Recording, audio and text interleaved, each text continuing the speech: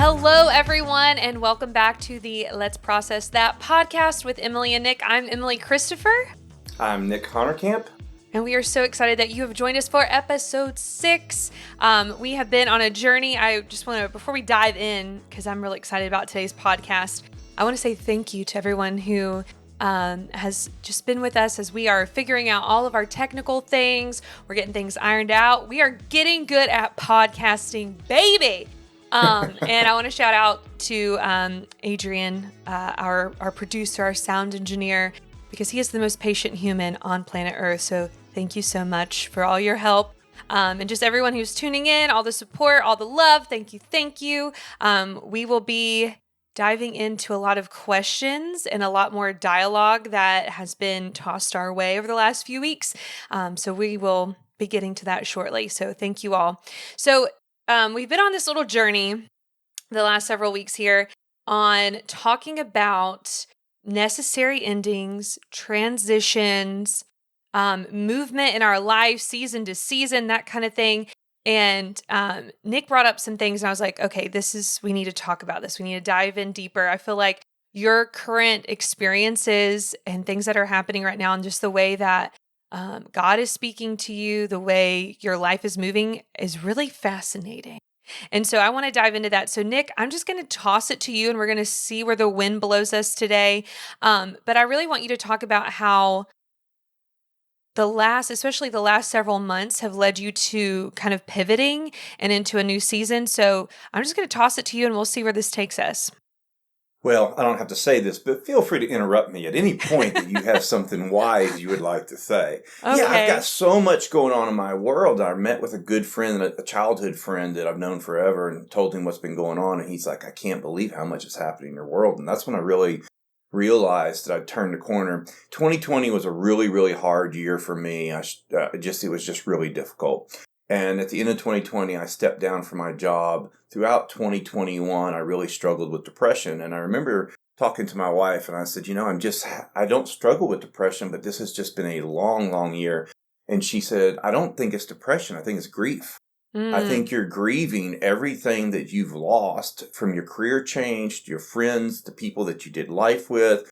You are in grief, not depression. And that really helped me to reframe 2021. I moved into 2022 and I felt like I got my energy back. I felt like my creativity.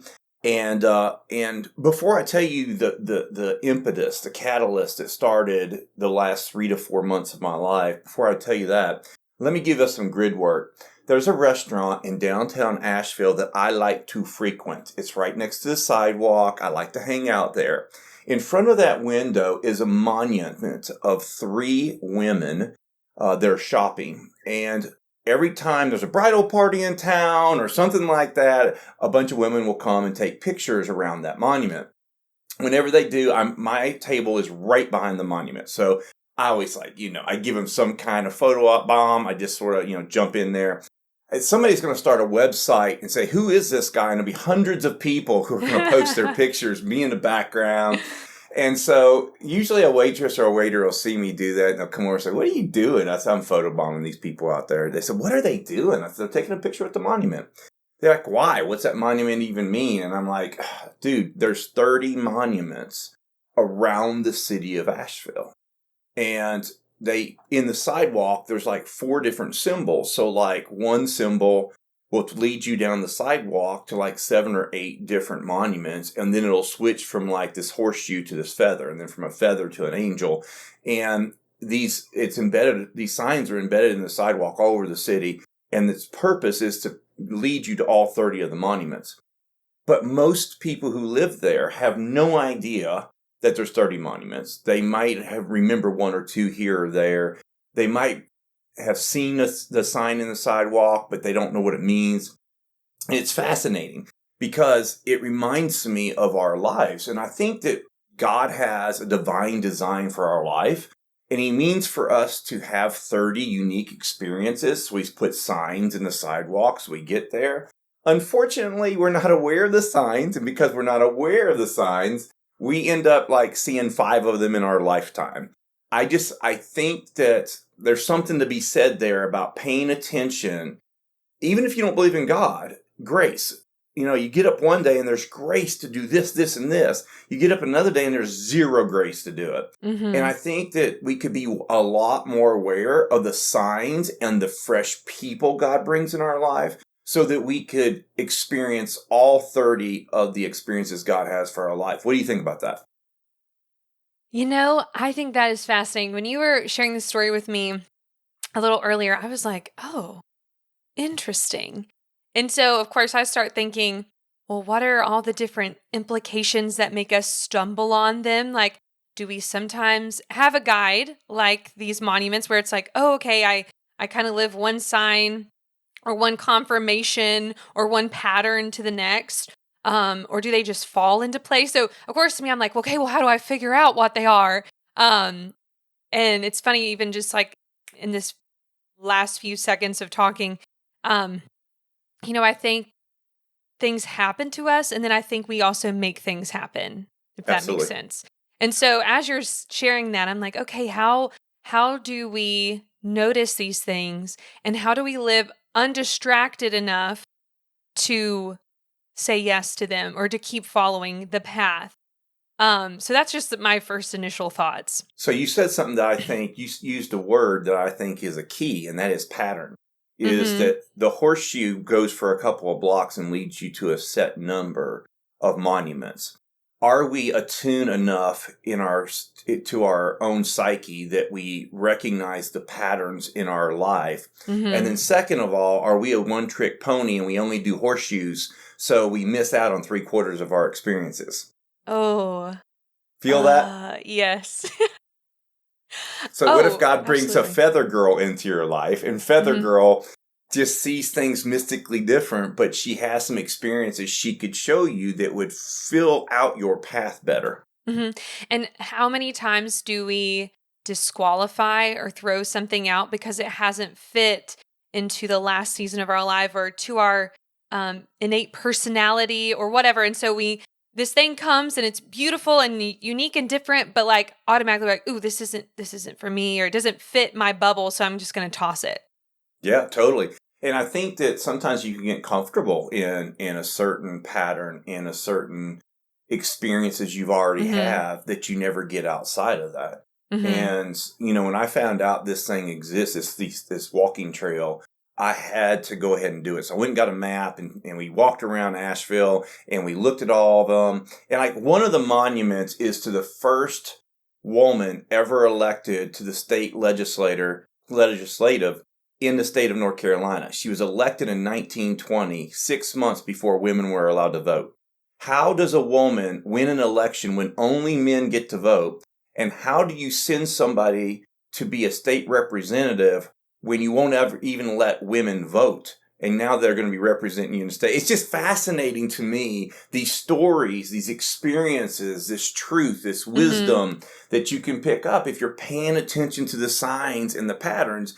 And this year I started a brand new journey, a brand new symbol showed up on my sidewalk. And I just, before I tell my story, I want to just talk about that because I think that grid work exists. It's like the 9 dots. We all have a Mm-hmm. grid work somewhere if we're paying attention, there are patterns and there are experiences that we're supposed to have if we're to stay attuned to them. I think that we'll attract more of those and Mm-hmm. just not blindly keep our head down for 30 years and retire.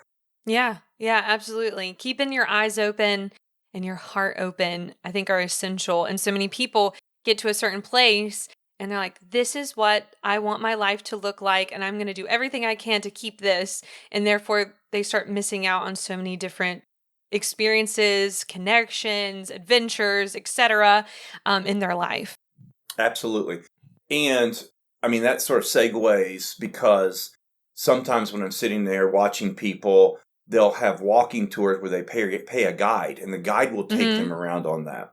And recently, I've had a sage show up on the side of my road at one of my intersections. And he didn't sign up for the job. He didn't ask for the job. He didn't qualify himself for the job. The Lord just said, that guy is the key to the next part of your journey. And And it can change everything if you're Mm-hmm. paying attention. So you want me to tell the last couple months? Yes, I would love that. I think a lot of people would be interested as well. All right. So about 4 months ago, sometime last year, I read a book called Spark by Jason Jagard. And the whole purpose of the book, Spark, is that we're not taking enough risk, that we need to discipline ourselves, commit to doing hard things, taking risks to make our lives better or the world better. And the premise of this book is to pick some people, doesn't matter if they're friends or whether they're strangers, but pick some people, meet for 5 weeks. And the purpose is that week one, you say, hey, we're going to be meeting for the next 4 weeks. Each week, we're each going to state a risk we're going to take. We're going to go take that risk. And the next week, we're going to report back to the group. What happened? Did the risk work? Did it not work? Are things better, things worse? And the whole purpose is just a 4-week sprint of taking 4 risks and reporting that back for accountability and celebration if it goes well. And so my wife and I and some friends, mutual friends of yours, that got together and said, let's do this thing. Let's meet for 5 weeks straight. Let's take some risk. And so because I was leading the group and I started already been thinking about what I needed to do, there's a guy from Los Angeles, was in the movie industry and everything, moved to Asheville, and his name's Sterling Gardner. And Sterling and I are not cut from the same cloth at all. But I'd met him at a conference 2 years ago. I heard him speak. He heard me speak, and we exchanged information. And other than that, just a little Facebook post here and there. We had no relationship, no connection whatsoever. So I thought, what would be more random than taking this guy? He had just moved to Asheville, take this guy to lunch. And then my first risk was take Sterling Gardner to lunch if he'd go with me. And second of all, do anything he asked me to do. And I remember the people in the group were like, dude, you have no idea what he might ask you to do. I said, I know, but I trust God. I'm just, whatever he tells me to do, I'm going to do. So that was on a Sunday night. On Monday morning, I was speaking to the YWAM staff. So the Youth with a Mission here in Asheville, their staff was getting some training. There's about 20 of them. They invited me to come in and just let it go. Now, I preach at different churches, but you know, Emily, I have to tune it down. I just have to turn it way down when I go to most of these churches. YWAM was the only time in the last 18 months I could fully be myself, share the revelation, share the way I see the Lord and all that. So I just poured it out for 30 minutes. And they were like little birds. They were just like, wanting to be fed. They just pulled it out of me, right? When we got done, they gathered around me to pray over me. And I remember that one of the young ladies, probably 20 years old, she starts prophesying over me. And she says, you're supposed to do a podcast and write a book. I'm like, wow, that's not on my radar. And I remember leaving that day. It was a sunny day. I felt so invigorated by being myself, sharing revelation with them. And it's a 10-minute drive back to my office. I'm driving down the road thinking about podcast and book, and I text you and I'm like, hey, Emily, would you like to do a podcast? And you said, man, 3 people in the last week have told me I should do a podcast. Yes, let's do it. I'm like, I can't believe this. Within like 30 minutes of the YWAM thing, you and I are going to do a podcast. It was nowhere on my radar. So that was on Monday. On Tuesday is when I took Sterling at lunch. So he did say yes. He showed up and we sit down. He says, so what's the purpose of this lunch? And I said, I'd rather not tell you right now. Can I tell you at the end of this meeting? And he's like, okay, that's a little mysterious. I said, I promise I'm not asking you to buy anything or do anything. So let's just get to know each other and I'll tell you at the end. He said, okay. About 5 minutes into the conversation, he begins to tell me of a situation in his life where he needs to forgive someone, but they keep habitually violating the relationship. And so he's like, how do you you're a pastor? Hey, you're a pastor. Can you tell me, how do you forgive somebody without, when they keep violating you? And I said, well, there's 2 or 3 things that you might want to think about. And I lay those 2 or 3 things out. And when I stopped, he says, you have to write a book on forgiveness. I have never heard anything like that before. You have got to write a book on forgiveness. And I was like, oh, crap. And I said, Sterling, the reason I'm here is because I'm supposed to do anything you tell me to do. He said, well, that's your assignment. Your assignment is to write a book on forgiveness. And I said, okay, but I want to circle back to you in the next week or two. Can we do that? And we got together 2 weeks later, and he said, listen, you said two things to me that really caught my attention. He said you pastored for 23 years. So you know the church world. I said, I do. And he said, and you also said you've been to 100 churches in the last 18 months. And I said, yes. He said, who's done that? He says, you have to start a church consulting business. You have to start becoming a church consultant, sharing best practices, worst practices. And he says, I want to help you. I'll help you put it together. I don't know anything about the church world, but I do know how about the coaching networks. I know how to make that thing work. Let's me and you partner together. I've been telling my friends about this new conservative friend in my life because I'm pretty liberal. And I just think it's a hoot that you and I are together. I said, Sterling, you're nothing but a sage on the side of my road right now. So Emily, in the last 90 days, I have started this podcast with you. I have finished my book on forgiveness. It's at the editor this week, 90 days. I read a book called How to Write a Book in 90 Days. And it said, quit trying to write everything you know. Just write the book, get it out the door. Mm-hmm. So I wrote the book. It's at an editor. And Sterling and I are building the church consulting coaching network. And all of that's happened in the last 90 days. That's awesome. All since that Spark book, everything. Now, I will tell you one thing I've learned. If you're in a new season of life, you cannot prop up all the stuff from your previous seasons of life. And that's very hard. Keep all the same relationships, mm-hmm. all the same expectations, routines. It doesn't work. So I've talked for 10, 15 minutes now. What about that story interests you or found noteworthy, or that you would make a comment about to help people understand what to do when you're in a new season of life and the wind is at your back? Ooh, several things. First of all, so cool. I'm so happy for you. And I think you have so much to share. I think I'm probably so obnoxious at my new job because I'm constantly quoting you or being like, well, this really worked well. Or when we had this issue, this is what Nick did and blah, blah. So they're probably like, okay, who's Nick? So write your book on forgiveness, but then I need you to also write a book on leadership. Thank you. All right.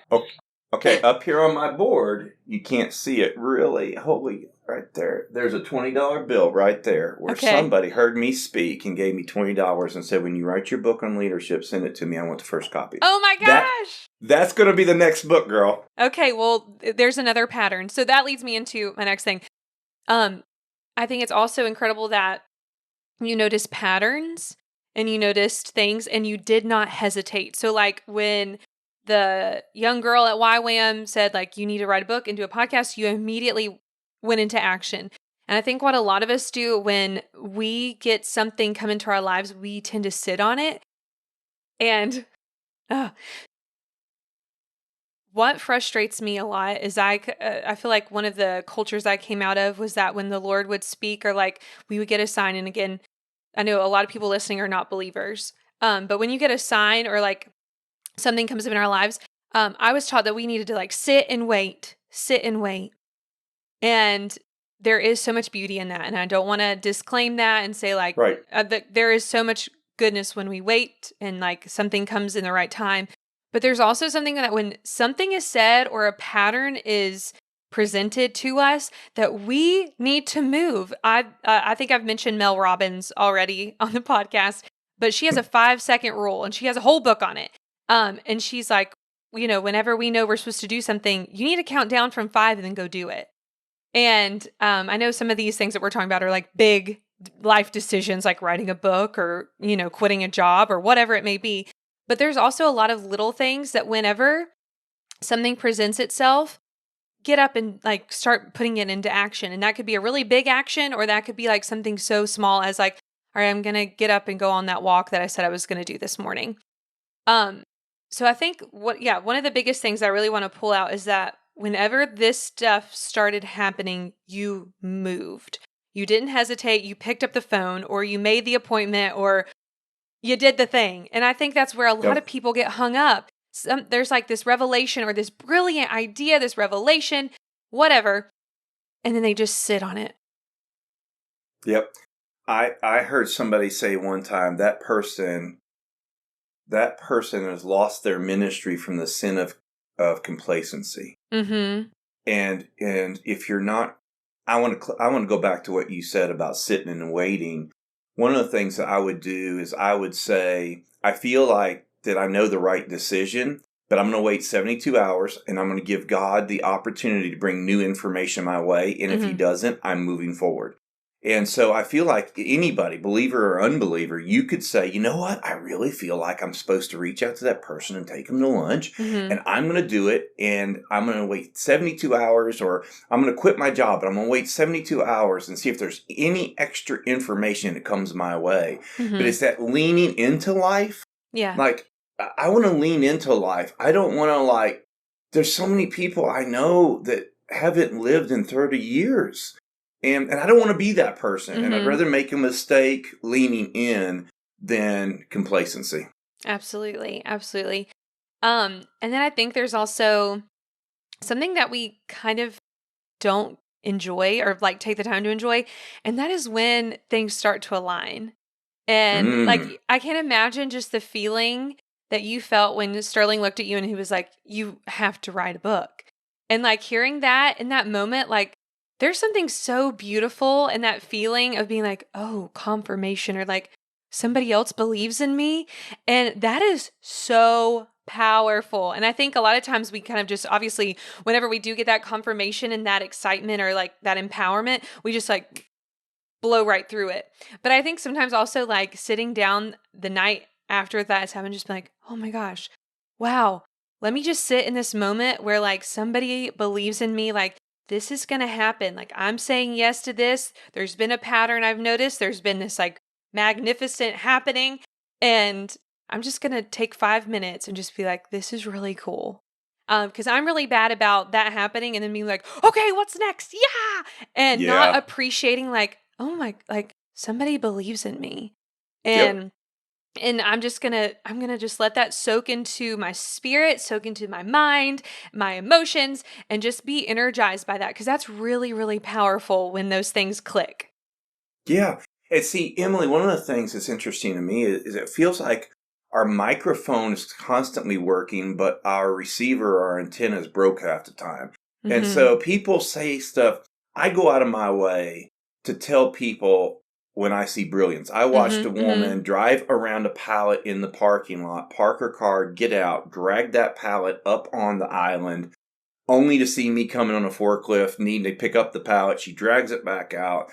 I pick it up. I turn off the thing. I say, you're a brilliant human being. You're a really good soul that you would, clean up that out of the yard. And she says, man, I beat my meth addiction. I beat my heroin addiction. I'm still relapsing some on alcohol, but I'm just grateful to be here. I'm like, girl, you've overcome more than most humans overcome in their whole lifetime. Yeah. That's amazing. And I just, I stopped to brag on her, to take time to tell her her brilliance, that I saw her do something. She was good to the soul. And sometimes people do that for us too. And we just breeze right past it. And that might be one of the signs that's leading us to a monument. When he looks at me and says, you have to, there's no getting out of it. This is the thing that I was waiting on. When he tells me, I want you to write a book, people need to hear what you have to say. And then he's as enamored with me as I am with him. And I'm sitting there going, wait a minute, he's on my journey. I need to be paying attention to what this cat says. And you're like, wait a minute, is he a Christian? Does he come from a conservative background? Do you know anything about his character? I mean, I don't need to. I mean, I find it fascinating when we don't know where we're going, but we insist on picking the guide. Ooh. Think about that for a second. Ooh. When you don't know where you're going and God brings somebody in your life, and you see an inkling, why don't you just trust that and let God lead you in a little bit different way? Yeah. Yeah. Well, and how can we choose the guide to somewhere we've never been? It's kind of like, you don't know that yet. You don't know that. Yeah. You don't have that experience. You don't have that next, like leveled up, experience. And so here I am trying again. It goes back to us in control and like wanting to have cookie cutter moments and like thinking that we know what looks best. And so we don't trust what the true alignment is and the best people to do that. And they may not look like anything you ever expected. Absolutely. In fact, Richard Rohr in his book, Falling Upward, he says around midlife, people make one of two choices. Either one, they realize that they know less today than they ever have. They begin to open up their wonderment. They begin to explore new ideas, new ways of thinking, new experiences, and then level up in a whole different level of understanding. Or they're convinced they're right at midlife, and then they entrench themselves with similar information the rest of their lives, and then it becomes very black and white. I want in this season of my life to grow into gray and not grow into black and white. Does that make any sense? Oh yeah, absolutely. Because I'm always like just mesmerized by older people who are so open and willing Yeah. to be wrong and willing to have a discussion and show honor in that discussion. And it's funny. It's almost like whoa. It's like you've seen some kind of foreign animal out in the wild, because it really is rare for someone who is past midlife um, to be open and dare I say respectful in disagreement and willing to go there. And so for me, I'm like, oh, please let me always be willing to learn, and let me always be willing to have the conversation and see something from a different perspective and be open to all kinds of different guides, as we're kind of calling, these different people that get us to the next season.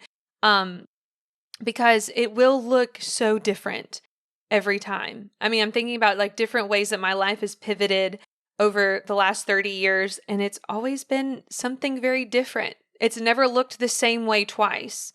And so I want to be somebody who's like, okay, let me have my eyes and my heart open to whomever God sends to lead me or to help spark an idea or kind of push me forward. Because it will look different. If we want to go different places, we've got to expect that there's going to be a different method to get there. Yeah. And let me just say something. So in 2021, when I was struggling with depression/grief, I didn't know what that was. I'd changed careers. I'd lost a lot of friends. Long story. But had disconnected from people for a while to make space for the new folks to come in. And there was a hole in my heart. My boss paid for his executive team to go get counseling and leadership development, and from this one company, and it was a husband and wife team. And we didn't get to choose which one we got. They chose for us. And so I went and saw the man. And what I would say about him is he has Christian language, but his spirituality is bigger than Christianity and might even be called New Age. There were elements in the room, elements of his conversation that very conservative Christians would have felt uncomfortable about. Within 5 minutes of talking to the man, he looks at me and says, "I have you pegged." I said, "You have me pegged?" He says, "I have you pegged. I know exactly what your issue is." And he said, "I don't usually do this, but you're so obvious." And I'm like, "What is my issue?" Emily, you can't make this up. He pinpoints. He says something to me that only matters to me. Doesn't matter to any other person on the planet. He speaks my language and nails me to the wall. I don't care what he believes in's attitude. I know this is a sage guide for my life for this season, because the Lord has sent somebody that speaks my language. And he encouraged me to do a couple of things, and it has blessed my soul. I'm better because of it. And I think that too many of us disqualify the guide before they've even had a chance to lead us down a path of wisdom. And I'm strong enough in my faith that I can, like we've talked in the past, eat the meat, spit out the bones.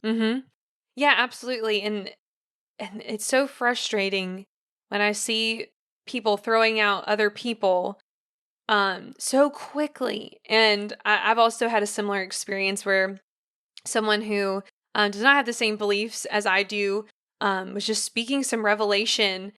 This was, gosh, when was this? Probably last October. I was in Nashville, and someone who, like I said, does not believe the same way I do, but was just saying some truths and some beauty and some like calling things out in me. And I was like, and it's funny, that person, actually, this was October 2020. Yeah. Was like, you need to be in front of a camera. You need to be on a Wow. podcast. And Yeah. what you're saying is really cool and insightful. And I think this is what you should do. And I'm like, what? This is crazy. And again, it's where we had these limiting beliefs that people and that God can only speak like this. And what kind of God do I want to serve that is so limited in the way that he speaks? That's not God. That's not the God I know. And Mm. so how dare I try to box in God, the God of the universe, in limiting who can and cannot speak to me? Like, who do I think I am to have that kind of thought pattern? And so, yeah, it's so interesting. I haven't even thought about that conversation until just now. As we're speaking, I'm like, wow, all these things that this person said is coming to pass. And Mm-hmm. it empowered me to get to where I am now. They were even talking, they're like, yeah, you need to move. Like, you need to just, and of course, that was said a million times. So it wasn't just that person, but somebody who, and I just met this person, by the way, when I was out to dinner with another friend. And so it's just interesting how I could have easily just closed that out. And Yep. yet this person was speaking my language. It was Yep. empowering me in a unique way that was making me feel like, oh my gosh, okay, this is the next yes. I love that. And that's something I've always talked about is, God speaks to me on a regular basis. And you're like, how do you know it's God? And it's like, you can't make up the things he says to me that deal with exactly where I am. Mm-hmm. And sometimes that is a still small voice in my head. And sometimes it's a person walking down the street. It's a person I just met. But if you're listening, and that's the thing is we got to be careful we don't pre-qualify all the voices in our lives, because God may want to say some things that aren't sanitized Mm-hmm. by your pre-qualification process. And so I'm just one of those guys that's not afraid of receiving divine revelation from a source I might not agree with in most other areas. Do they have the word that I need to hear to get me to where I need to go? And for whatever reason, the last 4 months, I am in a brand new season of creativity, of taking off, of starting new endeavors, creating my own product instead of someone else's. And it's really exciting, but I'm having to listen to some different voices. I have a phone call scheduled for tomorrow with an old friend I haven't talked to in 6 months. And they're going to say, what's going on new in your world? And I'm as excited about this season of my life as any season I have been in. Mm-hmm. And I'm honored to be able to do some of that with you, girl. Yes. And likewise, I'm excited. And, it's even make just this conversation. I'm asking myself, okay, like what are some things that I need to take a risk at? And is there people now in my new space that I need to do that, invite to coffee, invite to lunch, and expand, even when it's scary or I don't have all the questions I want to ask? I think that's also another thing. Whenever we reach out to somebody who may be a person of influence or they're an expert in something, we want to value their time. And so we feel like we have to come prepared. But sometimes even kind of like your lunch with Sterling, you're like, I'm not going to tell you the why until the end, which is kind of crazy to say that to somebody you don't know and then being like, okay. But even when you're not fully prepared, I think you still need to do it. Because as the conversation unfolds, you're going to find your answer or you're going to find the next question that you need to ask. Yeah, and let me piggyback on that because I think that's really important. Most people probably don't take the leap because they don't think they're prepared or qualified. Mm-hmm. And what I found in this last 3-4 months, when they said about the podcast, the first person I thought of was you, because you and I, we love to process out loud. We love to spar with each other. We like talking about controversial subjects. I thought about you, and you're like, yeah, let's do it. And by the way, Adrian can be our producer, and we can get, Caleb to do our music and Allison do our pictures. And we're like, wow, that was just an easy yes. Mm-hmm. And then buy the equipment.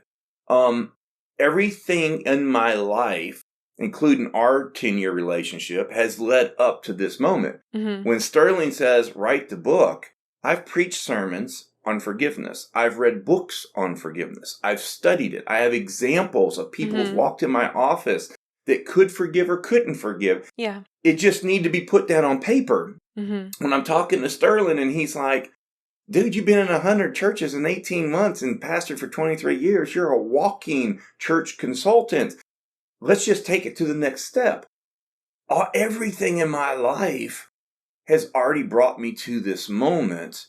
We're just one step away. Mm-hmm. And so I would just encourage anyone out there, if they're being inspired right now or convicted right now that there's an opportunity in front of them, they're probably way more qualified than they give themselves credit for. The resources are probably right there. If you'll just make the next step, you'll be able to see what you do next, what you do next, what you do next. And suddenly you're in a whole different place. Mm-hmm. And I just want to encourage people, man, take a risk. Step out and do something. I mean, the worst that could happen is it doesn't go anywhere and you know more now than you did before. Yeah. Yeah, it's so funny. As you're speaking, so something I've always wanted to do is paint. I admire your wife immensely. And I've kicked myself that I didn't take a class with her. And she even invited me to the studio and I just never made time for it. And even now, as you're speaking, and I don't want to be I don't want to sell paintings in a gallery. I just want to paint. Yeah.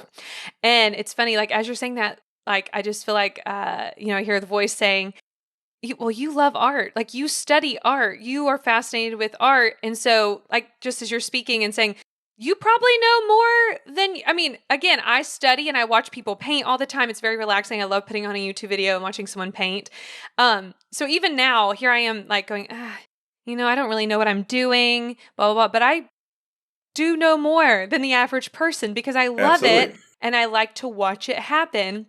And so that's just one example of taking one little step. And again, for me, if I was to paint, it would just be for myself. But there's other people out here who have brilliant business ideas and different books inside of them, art, music, whatever it may be. And they've probably fallen in love with this thing and have watched all the YouTube videos on how to do it or read the books. And it's just a matter of putting it down. It's like you with writing a book. You love to read. You are a reader. And so you appreciate written word. You are great with words anyways, verbally. And so it's it makes sense that would translate into a really great book. But we have all this self-doubt that keeps us pinned back. And what's funny is that he asked me to write a book about a subject that I was not particularly inspired by. Yeah. But I did the work. Mm-hmm. And now I want to write about something that does inspire me, leadership, right? And there's an old quote that says, the guy who's grabbed a bull by the tail knows a couple of things the rest of us don't. So when you grab the bull by the tail, you're going to learn a lot. You're going to say, hey, maybe I don't have a proclivity towards this. Or maybe, hey, I went to the golf course, I shot a 200, but I hit 2 good drives. I can do this. I should take some lessons. So start a business. There's all kinds of things you can do to live life, but just leaning in. And it did take, I couldn't have done this last year. I was struggling with the grief. I was working through the heaviness, the discouragement, lack of energy. And somehow 2022, the calendar changed. Suddenly I do have energy. Yeah. And I don't think I'm responsible for not doing this last year, but I am responsible for doing it this year. And the whole premise of the write the book in 90 days is just write the book. Yeah. The goal is to finish the book, give it to the marketplace, and the marketplace will critique you and kick it back. From there, you can go anywhere, but you cannot give a product that you haven't finished. And so it's write the song. And you're like, yeah, I love this song, but I just got to keep working on it. No, at some point you have to say, the song is done. Here you go. Yeah, and it's interesting too. You and I are both doers and achievers. Yeah. But there's also some things that, you use the golf example. Maybe you're not even meant to be a great golfer, but you're supposed to have some fun. How about that? Dare I say, you're just going to do it for kicks. It's like me, again, I don't want to be a famous painter, but maybe that's a way for me to relax, reconnect with myself, reconnect with my inner child or whatever. And so sometimes it doesn't have to be a profit or some kind of like life change. Maybe you're supposed to just enjoy something. That's an interesting concept. This is America. We don't really sometimes know how to do this well.